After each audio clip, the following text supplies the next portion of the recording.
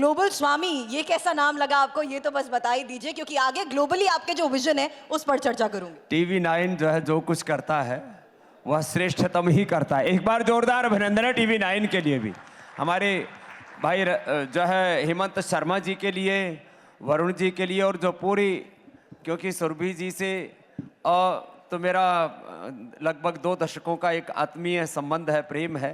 और प्रतिमा भी, एक तो वो प्रतिमाएं हैं जो चलती फिरती नहीं है, लेकिन ये चलती फिरती प्रतिमा है। और हमें ऐसे प्रतिमान घड़ने हैं, ऐसे काम करने।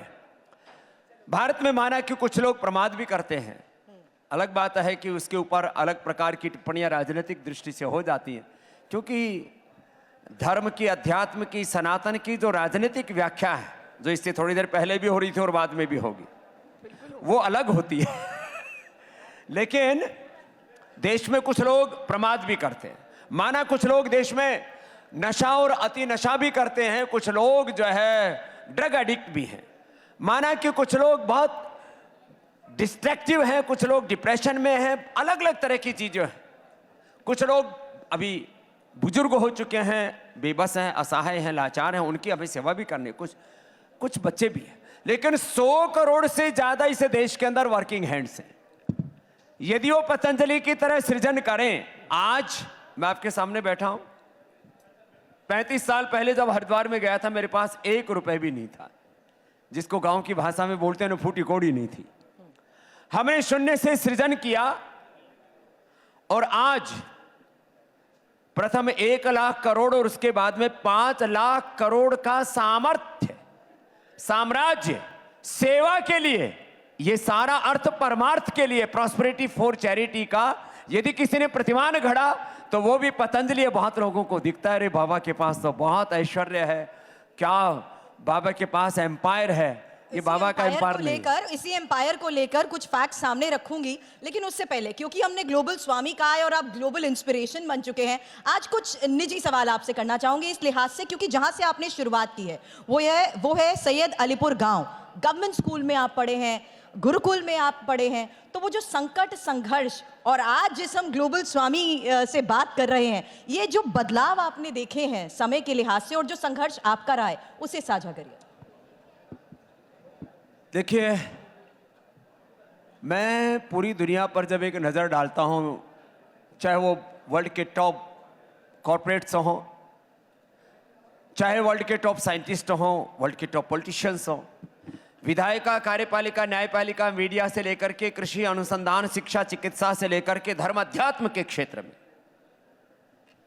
नितांत अभावों और संघर्षों में जो लोग पले, करीब करीब 99% पूरी दुनिया में उन्हीं का आज वर्चस्व है। तो संघर्ष, पुरुषार्थ, चुनौतियों के बीच में, चाहे हिमालय जैसी बाधाएं क्यों ना खड़े हों आगे सामने, उनके बीच में जिन्होंने कभी हार नहीं मानी, जैसे वाजपेयी जी कहते थे, हार नहीं मानूंगा, राह नहीं ठानूंगा, तो ऐसे हम चरे बेती सबको इस संकल्प से जुड़ना होगा। और मैं तो एक ही बात कहता हूं, ये सच है कि मैंने कभी नहीं सोचा था कि इस देश में करोड़ों लोग मुझसे इतना प्यार करेंगे। अभी मैंने टीवी 9 का उदाहरण दिया, कुछ दिन पहले टीवी 9 जो है वो उसका उदय हुआ था और 20-25 साल से अखाड़े में अखाड़ची जमे हुए थे, आपने एक नया प्रतिमान गढ़ा। ऐसे ही जिस धर्म के क्षेत्र में, अध्यात्म के क्षेत्र में, योग के क्षेत्र में हम आए तो वहां तो बड़े बड़े पहले से ही शंकराचार्य बड़े बड़े धुरंधर थे और हमको लोग धक्का मार के साइड में कर दिया करते, क्योंकि वैसे भी बोले मंदिर का पेट और बाबा का गेट दूर से ही दिखता। ऐसी हालात थी और ऐसे परिवेश में हम ने आकर के यहाँ अपने सेवाएं शुरू की। आज मेन स्ट्रीम मीडिया के अलावा सोशल मीडिया में 1.25 करोड़ से के करीब लोग मुझे फेसबुक पर फॉलो करते हैं, 1 करोड़ से ज्यादा लोग मुझे यूट्यूब पर फॉलो करते हैं। 800 करोड़ से ज्यादा बार मेरे वीडियोस को देखा गया, 800 करोड़ से ज्यादा बार।